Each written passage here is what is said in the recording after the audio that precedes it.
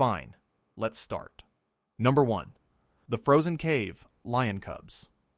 Picture a tusk hunter walking a riverbank in the far north of Siberia. The ground has thawed just enough to slump away. And staring back out of the mud is the face of a lion. Not a skull, a face. Fur, whiskers, closed eyes, tiny rounded ears. This is exactly what happened near the Semyuelyak River in the Abyssky district of Yakutia. One cub, later named Boris, was found in 2017. A second, named Sparta, was found in 2018.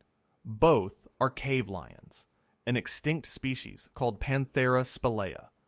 At first, everyone assumed the two cubs were siblings, because they were lying only about 15 meters apart. Then, radiocarbon dating delivered a shock.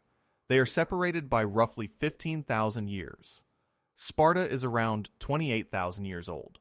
Boris is far older, at about 43,000 years. They simply happen to die in the same stretch of ancient ground. Sparta is so complete that researchers have called her possibly the best preserved Ice Age animal ever found. Her fur is intact. Her skin, her teeth, even her whiskers survived.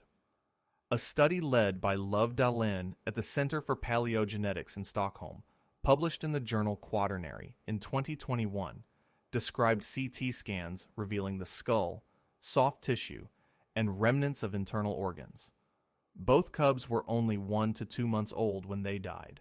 Their coats are a grayish, light brown color, and the fur is thick, longer than a modern African lion's, an adaptation to brutal cold.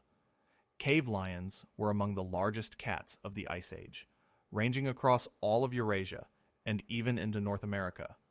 So how did two tiny cubs end up frozen and flawless? Neither shows any sign of a predator attack. The leading idea is that a mudslide or the collapse of a den buried them almost instantly.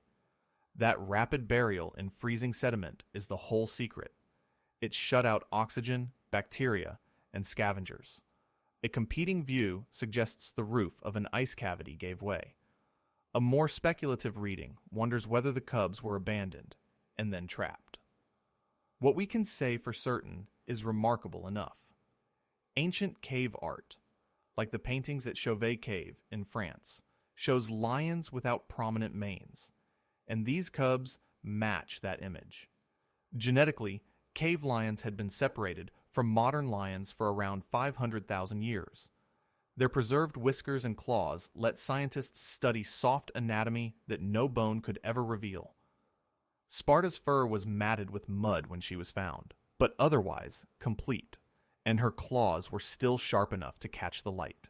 Genome work on these cubs and other cave lion specimens has been used to trace how the species was structured across the ancient land bridge of Beringia, the region that once connected Siberia and Alaska. And of course, the discovery lit up conversations about de-extinction, even though the DNA is far too degraded for any living cell to be recovered.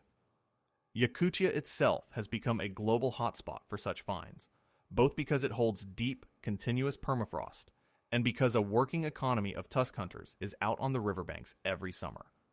The cubs now rest in collections in Yakutsk, and they raise an obvious question. If an apex predator can survive down there this perfectly, what else is waiting in the ice? Number 2, the 46,000-year-old frozen bird. From a giant predator, we shrink down to something almost unbearably fragile, a songbird. Near the settlement of Belaya Gora in Yakutia, ivory hunters pulled a small frozen bird from the permafrost. It looked as if it had died only days earlier. In reality, radiocarbon dating placed it at roughly 46,000 years old. DNA analysis identified it as a horned lark, a species called Eremophila alpestris. The research was led by Nicholas Dusex and Love Dahlin at the Center for Paleogenetics and published in the journal Communications Biology in 2020. Think about how extraordinary this is. Birds almost never fossilize. Their bones are thin and hollow, their bodies light and quick to decay. Permafrost is one of the only forces on Earth that can keep a whole bird, feathers and all, across tens of thousands of years. And this specimen did more than survive. Its genome turned out to sit very close to the ancestor of two living subspecies of horned lark, one in northern Russia and one out on the Mongolian steppe. That single frozen bird tells a story about the entire landscape. During the last ice age, the Great Northern Plain was not one uniform tundra. It was a mosaic, a patchwork of steppe, tundra, and taiga, often called the Mammoth steppe. As the ice age ended and those habitats pulled apart, populations of horned larks were likely separated, and distinct subspecies began to form. So the lark becomes a kind of living clock. Because the same species still exists today, scientists can compare ancient and modern genomes directly and use that to calibrate how quickly genetic change accumulates. It was found in the same rich site complex that produced other famous frozen animals, including an 18,000-year-old canid we will come to shortly, a tiny lark, and a woolly mammoth preserved by the same cold. The Center for Paleogenetics, a joint venture between Stockholm University and the Swedish Museum of Natural History, has become one of the world's leading hubs for exactly this kind of work, reading ancient DNA out of specimens most people would never imagine could survive. This is what makes permafrost so different from ordinary fossil beds. It does not just keep the giants, it keeps whole ecosystems in miniature, right down to the smallest ground bird. Researchers describe specimens like this as biological time capsules because the soft tissue lets them read plumage, body form, and diet, not just a scatter of bones. And there is a very human detail worth noting. This bird, like nearly all these finds, was not uncovered by a formal expedition. It was found by amateurs searching for mammoth ivory. The lark also helps clarify how the sharp climate swings at the end of the Ice Age reshaped bird populations across the northern world.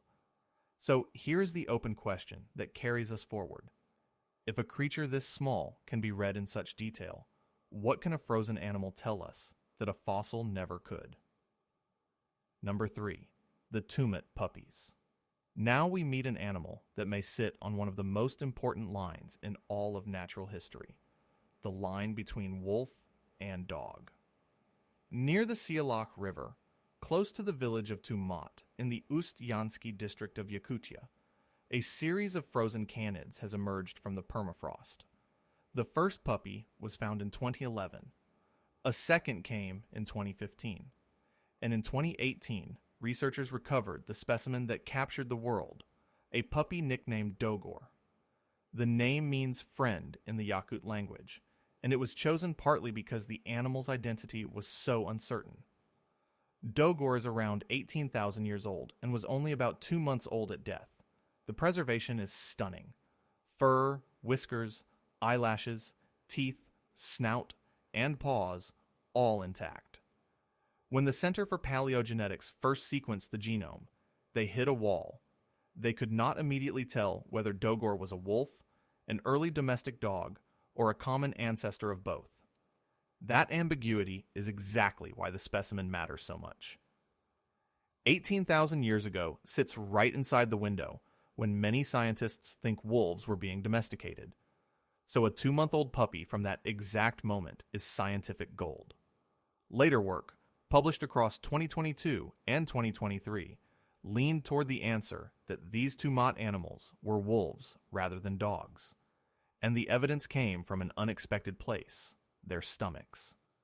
Inside one puppy, researchers found the tissue of a woolly rhinoceros, including hair with a distinctive strawberry blonde color. That means adult wolves were feeding rhinoceros meat to their pups. It is a snapshot of Ice Age family life frozen in a gut. The site also shows signs of human presence, which raises fascinating questions about how early people and canids lived alongside each other. The team included researchers like Love Delane, David Stanton, and Anders Bergstrom. The puppies were found in a frozen lump of ground along a riverbank, exposed as the permafrost thawed and eroded. Preserved stomach contents like these are precious because they allow scientists to reconstruct diet directly, rather than guessing from tooth shape. And they feed straight into one of the great debates in the field. Were dogs domesticated only once, or several times, and where. Part of the difficulty is that modern dogs seem to descend from an ancient wolf population that is now extinct or simply unsampled, so there is no clean living match. The media loved to call Dogor a missing link, but the scientists were careful to push back on that phrase. What is not in doubt is that these are among the best preserved Pleistocene canids anywhere in the world. CT scanning revealed the brain and organs without a single cut, and these puppies are only becoming more numerous, because the climate-driven thaw that exposed them is exposing more specimens every single year, turning the riverbanks of Yakutia into a slowly opening archive. And the central mystery remains beautifully open. Was this little animal a wolf, a dog, or something poised right in between? Number 4. The Verkhoyansk Foal. To find our next creature, we have to descend into a place locals call the gateway to the underworld. It is the Batagayka crater, a vast permafrost thaw slump in the Verkhoyansk district of Yakutia. This crater is up to about 100 meters deep, and it is growing fast, tearing open ancient layers of frozen ground every year. In 2018, out of that expanding wound in the earth, came a nearly perfect baby horse. It belongs to an extinct Ice Age lineage known as the Lena horse, Equus linensis. Radiocarbon dating placed the foal at roughly 42,000 years old. It was only 1 to 2 weeks old when it died, and stood about 98 centimeters tall. Now here is where it becomes almost hard to believe. The preservation was so complete that the skin, the hooves, the tail, the mane, the internal organs, and even the hair survived.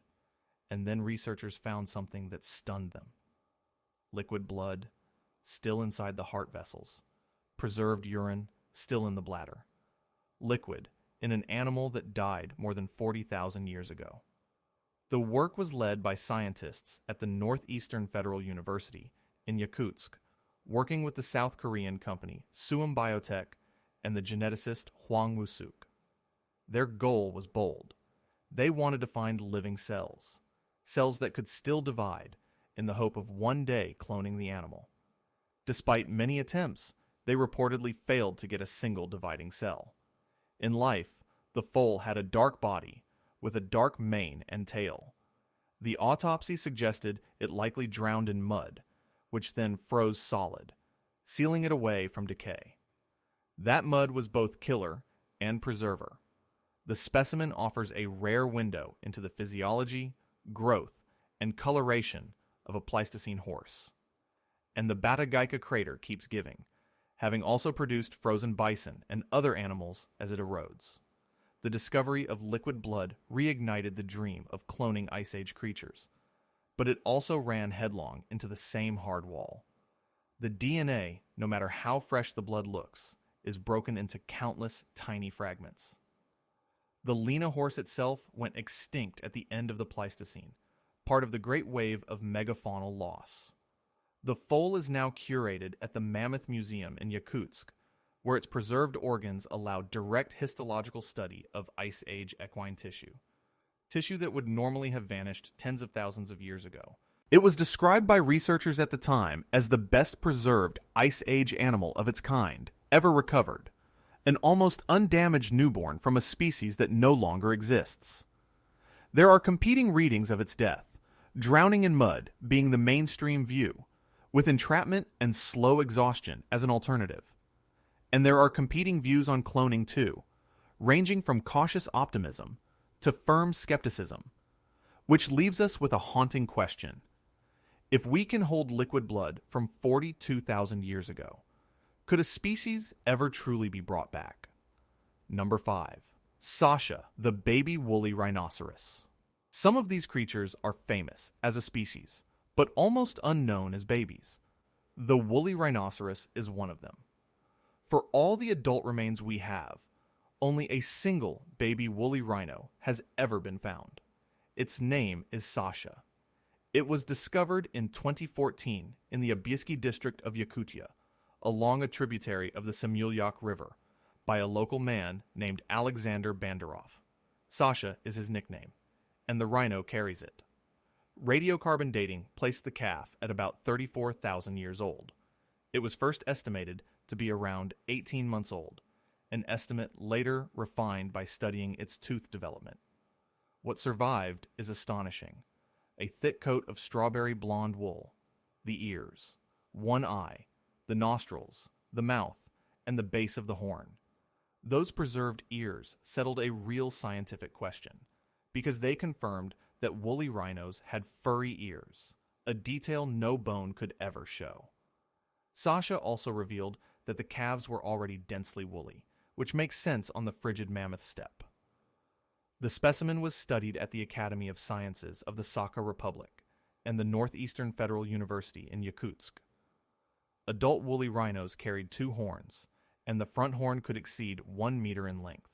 It was flattened from side to side, and scientists think it was used to sweep snow off vegetation, like a living shovel. Because Sasha is the only juvenile ever recovered, it single-handedly establishes the developmental biology and growth rate of the species in early life. It confirms hair color and texture in a young animal, matching what we see in adult remains and in ancient cave art.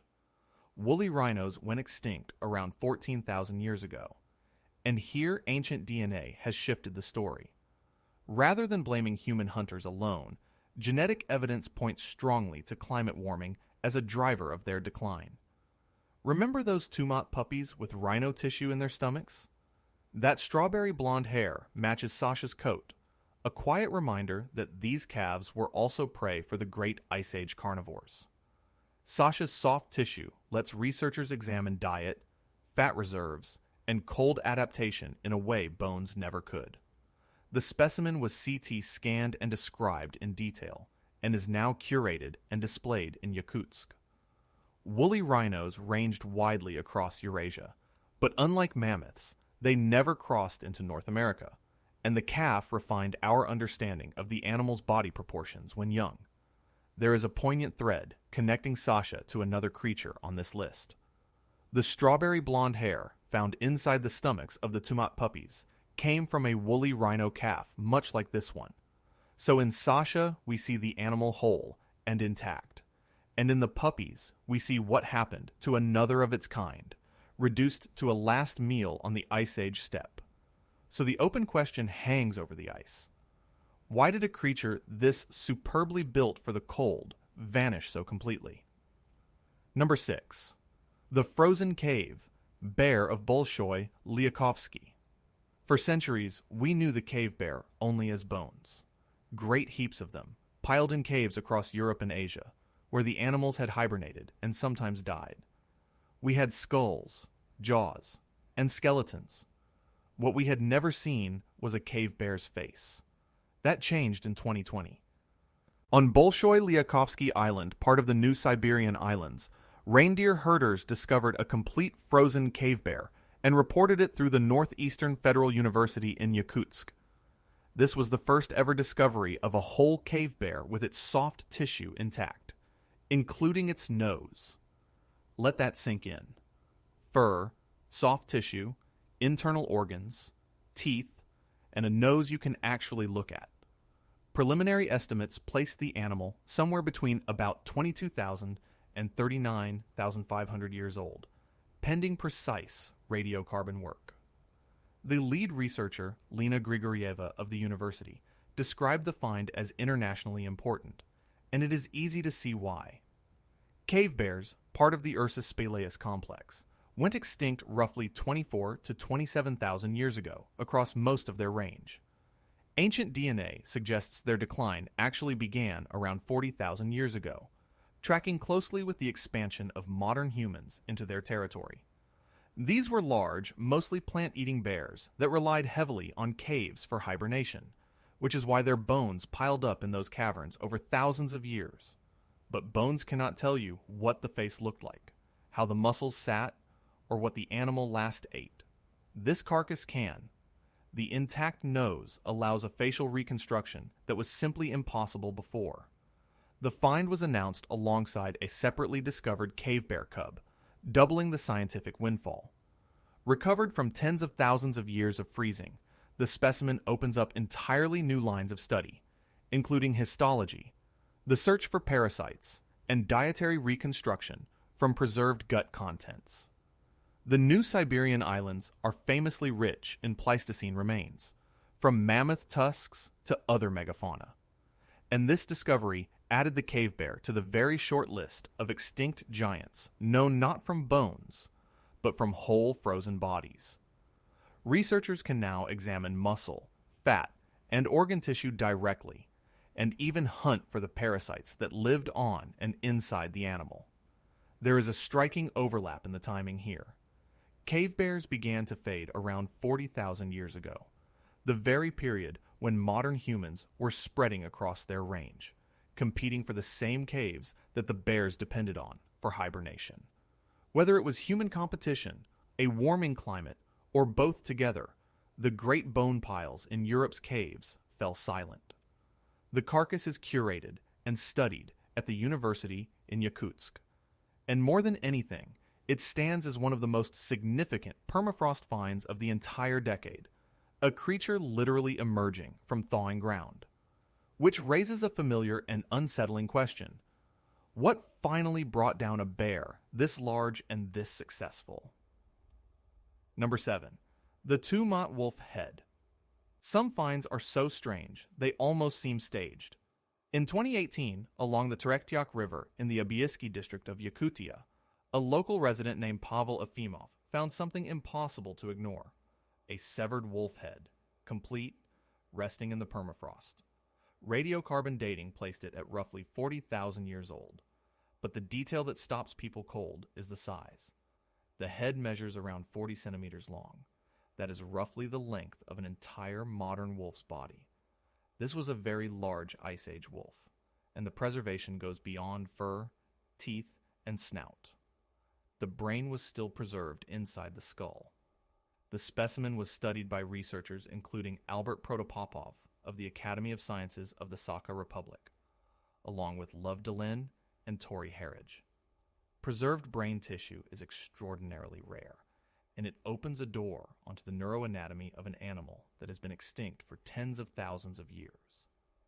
This wolf belongs to a Pleistocene lineage, and genetic work aims to compare it with both modern wolves and dogs. It was found in the same broad region as the Tumat puppies, though it is far older than they are. CT scanning allowed researchers to reconstruct the skull and brain in 3 dimensions without ever cutting into them. The sheer size hints that Pleistocene wolves in this part of the world, part of ancient Beringia, may have been larger than most wolves alive today. And there is a genuine mystery in how cleanly the head was separated from the body. Some suspect entirely natural processes, scavenging and decay. Others wonder about human involvement, a trophy, or a ritual. A third possibility is that a river simply carried the head away from the rest. The preserved fur even lets scientists study the coat of an Ice Age wolf. This is collaborative science at its best, drawing together Russian, Swedish, and British researchers, and it feeds directly into our understanding of wolf evolution, body size, and that ever-present question of how wolves and dogs diverged. The head has been exhibited and studied, drawing global attention, and it is curated in Yakutsk. It stands as one of the oldest and best preserved wolf soft tissue specimens ever recovered. The find is also a reminder of how these discoveries happen, not through careful excavation, but through erosion. A river cuts into a frozen bank. The ground gives way, and something that has waited 40,000 years is suddenly lying in the open, waiting for someone to walk past. But the image lingers. A wolf's head, alone, without its body, frozen for 40,000 years. How did just the head end up here? Number 8. Yuka the woolly mammoth. Now we come to the mammoths, the animals that define this frozen world, and we begin with one of the most studied and most controversial of them all. Yuka. Yuka was discovered in 2010 near Yukagir along the Oyogos Yar coast of the Laptov Sea in Yakutia. The specimen is named for the Yukagir tusk hunters who found it. Radiocarbon dating places. Yuka at roughly 39,000 years old, with some estimates ranging back from 28,000 years. This was a young mammoth, around 6 to 9 years old, with preserved hair in a striking strawberry blonde, reddish tone. The preservation includes skin, muscle, fat, hair, and most remarkably, the brain. The best preserved mammoth brain ever recovered. It retained recognizable structure, including folds, and reportedly preserved neural tissue for study. But Yuka is famous for something more provocative. Its body carries cut marks, and some researchers interpret those marks as evidence of human involvement, possibly scavenging or butchery. If that is true, it speaks to humans being active in the Siberian Arctic at that time, a significant claim. The story gets richer. Scientists also identified cave lion tooth marks and claw scratches on the carcass. One hypothesis pieces it together like this. Yuka was attacked by lions, and then encountered by humans who took part of the body. This remains debated, and other researchers argue the marks are natural and have been misread. In 2019, a team at Kindai University in Japan, led by Kei Miyamoto and Akira Iritani, extracted cell nuclei from Yuka and inserted them into mouse egg cells. They observed limited biological activity, but no true cell division. Once again, the dream of resurrection met the reality of degraded DNA. Yuka's soft tissue has taught us about mammoth muscle, fat distribution, and cold adaptation. The blonde hair color may be partly the result of pigment breaking down over time, rather than its exact shade in life. Yuka has been displayed internationally, including in Japan, drawing enormous crowds, and is curated in Yakutsk. The specimen feeds ongoing genomic research, including the controversial de-extinction efforts of companies like Colossal Biosciences. Its preserved brain allows a unique comparison with the brains of modern elephants, a chance to see how the mind of a woolly mammoth was actually built. And those possible cut marks keep Yuka at the center of the debate over when humans first spread into the Arctic. If people really were butchering mammoths on the Laptov Sea coast at that time, it pushes the human story north earlier than many once assumed. It is one of the most complete and closely studied juvenile mammoths in the world, which leaves a question that reaches beyond biology. Were humans really standing over this animal 39,000 years ago? Number 9. Lyuba the baby mammoth. If you have ever seen a photograph of a baby mammoth that looks like it is simply sleeping, you have almost certainly seen Lyuba. She is the most complete woolly mammoth specimen ever found. Lyuba was discovered in May of 2007 on the Yamal Peninsula in northwestern Siberia, near the Yuba River. She was found by a reindeer herder named Yuri Kuti, and she is named after his wife, Lyubov, a name that means love in Russian. Radiocarbon dating places Lyuba at about 42,000 years old. She died when she was only around 1 month old. The preservation is almost beyond belief. Her skin, her internal organs, her trunk, her eyes, all intact. Inside her stomach, researchers found milk, and in her digestive tract, they found her mother's dung. That detail is not grim. It is tender and revealing. Like modern baby elephants, Lyuba appears to have eaten her mother's feces to seed her gut with the bacteria she needed to digest food. Analysis showed how she died. She suffocated in mud. Fine sediment was found blocking her trunk and airways. And then that same mud did something extraordinary. It hosted bacteria that produced lactic acid, and those bacteria effectively pickled her body, preserving it with astonishing fidelity. Lyuba was studied by an international team including Daniel Fisher of the University of Michigan, Alexei Tikhonov, and Bernard Bouygues. CT scans revealed a healthy, well-nourished calf, complete with a hump of brown fat to help her survive the cold. By the time she was studied, she had lost most of her hair through the long process of preservation and handling. Lyuba has been displayed around the world, including at the Field Museum in Chicago, as well as in Japan and the United Kingdom. She set the benchmark for our understanding of mammoth developmental biology. Isotopic and tissue studies revealed details of her nursing, her growth, and the Yamal environment 42,000 years ago. She is curated at the Shemenovsky Museum in Salikard. Her preserved milk and gut contents even allowed a reconstruction of her microbiome, and her discovery is often paired with another well-preserved calf named Chroma. Lyuba teaches us something surprising about preservation itself. It was not clean ice that saved her, but suffocating mud and the chemistry of bacteria. Which opens a strange question. How can mud preserve a body more perfectly than ice ever could? Number 10. Dima, the baby mammoth. We end with the creature that started it all. Before Lyuba, before Yuka, before the world knew that whole Ice Age animals were waiting underground, there was Dima. Dima is a male, woolly mammoth calf discovered in June of 1977 near the Kurgulyak River in the Magadan region of northeastern Siberia. He was found by a bulldozer operator named Alexei Logachev during gold mining excavation, and he is named after a nearby stream. Radiocarbon dating places Dima at roughly 40,000 years old. He died when he was around 7 to 8 months old and stood about 1 meter tall. He was the first well-preserved baby mammoth ever found, and for decades he was the reference specimen, the animal against which all others were measured. His preservation included skin, some internal organs, and soft tissue, though his body was dehydrated and shrunken, quite different from Lyuba. His discovery was a major event in Soviet science, and it drew attention across the world during the Cold War. Analysis showed that Dima was emaciated at death, with very little body fat. He may have become trapped in mud or a bog, and died of exhaustion or starvation before freezing. His tissues were among the first Ice Age mammoth samples ever studied for cells and biochemistry, pioneering work at the time. Above all, Dima proved a revolutionary point.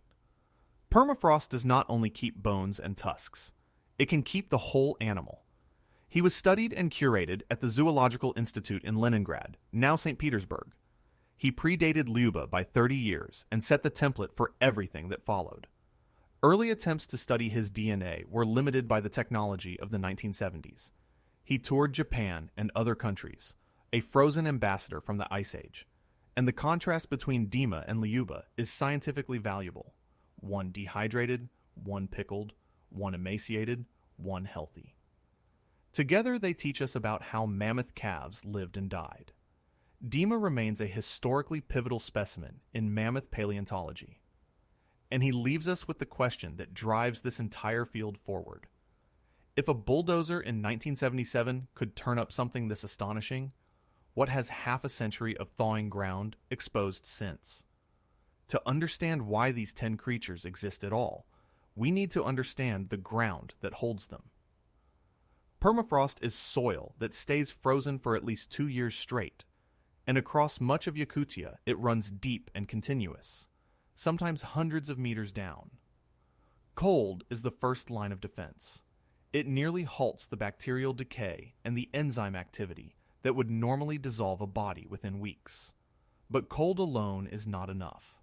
Almost every creature here was also buried fast, in mud or fine sediment, which sealed out oxygen and kept scavengers away. There are 2 main ways a frozen body is saved. One is freeze-drying, where the tissue slowly dehydrates and shrinks, as we saw with Dima. The other is pickling, where bacteria that produce lactic acid transform the flesh into something stable, as happened to Lyuba in her bed of mud. Notice the strange pattern. The very mud that killed these animals, by drowning or suffocation, often became the thing that preserved them. This is completely different from fossilization. In an ordinary fossil, minerals slowly replace the original material, keeping the shape but losing the tissue. Permafrost keeps the tissue itself. It preserves DNA, proteins, gut contents, hair, and even liquid blood. But it is not perfect. Even here, ancient DNA breaks down into short fragments over 40,000 years, and more, which is exactly why cloning stays out of reach. Especially rich is a type of ice-heavy permafrost called Yadoma, which is extraordinarily good at holding soft tissue. And as riverbanks erode and thaw slumps like the Batagaika crater tear open, these specimens are exposed to the light for the first time in tens of thousands of years. It is a fundamentally different kind of record. Where fossil beds offer us bone, permafrost offers us flesh and blood. Consider what that difference actually means in practice. From a normal fossil, a scientist can measure a skeleton and infer how an animal moved. From a frozen specimen, they can read the last meal in its stomach, the fat reserves under its skin, the exact color of its coat, and the parasites that plagued it. Bone tells you the architecture of a life. Frozen flesh tells you how that life was actually lived, right down to its final days, which naturally raises a question about the people who actually pull these creatures from the ground. Here is something that surprises almost everyone. Most of these world-changing specimens were not found by scientists on expeditions. They were found by local tusk hunters. Across Yakutia, the trade in mammoth ivory drives people to search eroding riverbanks every thaw season, and it is these searchers who stumble upon frozen cubs, foals, and mammoths. That is why so many specimens carry the names of the people who found them, or the places they were found. Sasha, the rhino. Boris, the cave lion cub. Yuka, named for the Yuka gear people. Once a find is reported, it enters a very different world. The scientific hub is the Northeastern Federal University in Yakutsk, home to a dedicated mammoth museum, working alongside the Academy of Sciences of the Sakha Republic, where researchers like Albert Protopopov lead the study of these animals. For genetics, specimens often travel to the Center for Paleogenetics in Stockholm, where Love Delane and his colleagues have sequenced many of them. These are deeply international efforts, drawing in teams from Russia, Sweden, the United Kingdom, Japan, and South Korea. And the logistics are brutal. A thawed specimen begins to rot almost immediately, so there is a race to keep it frozen from the moment of discovery all the way to the laboratory. The ivory trade that fuels these discoveries also carries real ethical and legal weight, sitting uneasily between commerce and science. But without those hunters walking the riverbanks, most of these creatures would simply thaw, rot, and vanish unseen. Their finds keep raising the same tantalizing idea, the one that will not go away. Could any of these animals actually be brought back? The dream is irresistible. Liquid blood in a 42,000-year-old foal, preserved cells, and a whole brain in Yuka. It is no wonder people ask whether we could clone an Ice Age animal back into existence. Scientists have genuinely tried. The team working with the Verkhoyansk Foal, involving Suum Biotech and the geneticist Huang Wu-suk, searched hard for living cells that could divide, and came up empty. In 2019, the Kindai University team placed nuclei from Yuka into mouse egg cells and saw faint biological activity, but never true cell division. The obstacle is always the same, and it is fundamental. Cloning requires an intact nucleus with unbroken DNA, and permafrost DNA, however fresh the tissue may look, is shattered into countless tiny pieces. This is why the serious efforts today take a completely different path. Companies like Colossal Biosciences are not cloning mammoths. They are editing the genomes of Asian elephants, the mammoth's closest living relative, trying to introduce mammoth-like traits such as cold tolerance and thick hair. That distinction matters enormously. What they aim to create is an engineered proxy, an elephant reshaped toward a mammoth, not a resurrected mammoth itself. And that raises deep questions about ethics, ecology, and animal welfare, questions with no easy answers. In the near term, the real science is quieter but profound. These frozen creatures are giving us complete genomes, revealing the genes behind cold adaptation, and letting us watch evolution across deep time. We can compare the horned lark's ancient genome with its living descendants. We can trace how cave lions spread across Beringia, We can read the diet of a wolf from the contents of a puppy's stomach. The bodies will not walk again, but the information inside them is very much alive. And that information keeps growing, because the ground itself is opening faster every year. There is a bittersweet truth at the heart of all this. The reason we are finding so many frozen creatures now is that the Arctic is warming and the permafrost is thawing. The same process that threatens these specimens is also revealing them. The Batagaika crater grows tens of meters wider every year, exposing ancient layers as it expands. And with each thaw, season come more discoveries. Cave-lion cubs, frozen birds, cave bears, bison, and mammoths. But there is a dark side to this windfall. Tissue that has been perfectly preserved for tens of thousands of years can rot within days once it is exposed, and specimens are surely lost before anyone reaches them. There is also unease about what else the ice might release. Elsewhere, scientists have revived ancient microbes from permafrost, and that has raised careful, serious discussion about dormant pathogens. On a planetary scale, thawing permafrost releases stored carbon, accelerating warming in a feedback loop, which makes this a genuinely double-edged phenomenon. A paleontological treasure and an environmental warning bound together in the same frozen ground. The role of local herders and hunters becomes even more important in this race, acting as the front line that spots specimens before they are lost.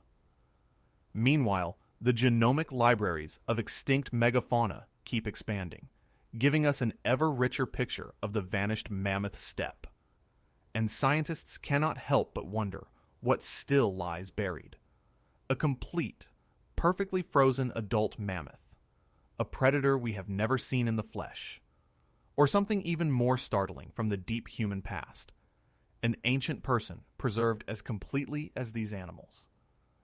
Every one of the 10 creatures on this list was found by accident in the last few decades, as the ground gave way. It is almost certain that more are out there right now, emerging into the light, waiting for a hunter or a herder to walk past at the right moment. The archive is thawing, and it is being read against the clock. Step back and consider what these 10 creatures really are. They are not stone impressions, not the mineral ghosts we usually call fossils. They are flesh, fur, blood, and brains. Each one is a single, frozen instant of deep time. A calf suffocating in mud on the Yamal Peninsula. A foal drowning at the bottom of a widening crater. 2 lion cubs buried together, separated by 15,000 years, sharing the same patch of ancient ground. A wolf's head resting alone for 40,000 years. Permafrost has given us something no other part of the fossil record can. A library written not in stone, but in tissue, in the actual bodies of animals that breathed on the mammoth steppe. And there is a paradox we cannot escape. The warming that endangers this archive is also the force prying it open, handing us these creatures even as it threatens to destroy them. That places a real responsibility on us. To study these specimens with care and rigor, not to treat them as mere spectacle, because through them, a lost world becomes partly reconstructible. We can know the color of a rhino calf's wool, the last meal in a puppy's stomach, the milk in a baby mammoth's gut. For most of history, deep time was an abstraction, a number too vast to feel. But standing before a frozen cave lion cub with its whiskers intact, deep time stops being an idea. It becomes something you can very nearly reach out and touch.